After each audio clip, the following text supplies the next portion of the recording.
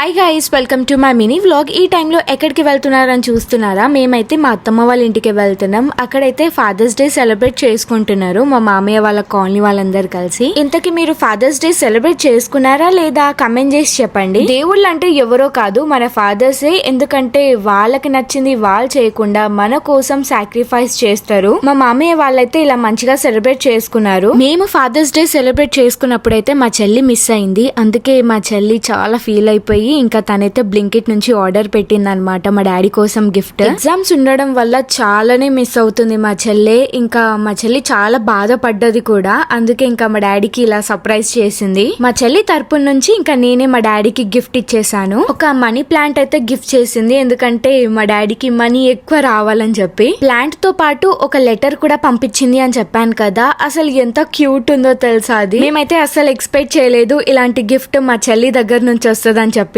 మా డాడీ 0 నుంచి వచ్చిండు. ఇప్పుడు ఇంత మంచిగా ఉంటున్నామంటే దానికి రీజన్ మా డాడీ చేసిన కష్టం అండ్ మా కోసం చేసిన సాక్రిఫైజెస్. మా డాడీ అనే కాదు, ఈ భూమి మీద ఉన్న ఫాదర్స్ అందరు అంతే. ఫాదర్స్ అందరికి హ్యాపీ ఫాదర్స్ డే.